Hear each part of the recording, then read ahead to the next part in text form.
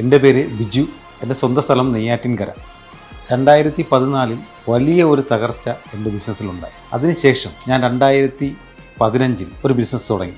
അത് വളരെ നല്ല രീതിയിൽ എനിക്ക് റൺ ചെയ്ത് വിജയിപ്പിക്കാൻ പറ്റി. 3 വർഷത്തിന് മുമ്പേ ഞാൻ നെയ്യാറ്റിൻകരയിൽ വിരാസത്ത് വെഡ്ഡിംഗ് സെൻറ്റർ എന്നൊരു സ്ഥാപനം തുടങ്ങി.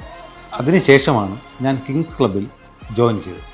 അതുവരെ ഉണ്ടായിരുന്ന ബിസിനസ്സിനെ കുറിച്ചുള്ള എൻ്റെ ധാരണകളെല്ലാം മാറ്റിമറിക്കപ്പെട്ടു. അപ്പോൾ എനിക്ക് മനസ്സിലായി, മുമ്പേ എനിക്കുണ്ടായ തകർച്ചയിൽ ഞാൻ എന്തൊക്കെ ചെയ്തോ അതൊന്നും ചെയ്യാൻ പാടില്ലാത്തതായിരുന്നു.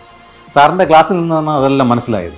കിങ്സ് ക്ലബ്ബിൽ വന്നതിന് ശേഷമാണ് എങ്ങനെ പ്രീമിയത്തിൽ വിൽക്കാം, എങ്ങനെ പ്രീമിയം സർവീസ് നൽകാം, എന്നാൽ മാത്രമേ നമുക്ക് പ്രോഫിറ്റ് മേക്ക് ചെയ്യാൻ പറ്റൂ എന്നൊരു സത്യാവസ്ഥ ഞാൻ മനസ്സിലാക്കി.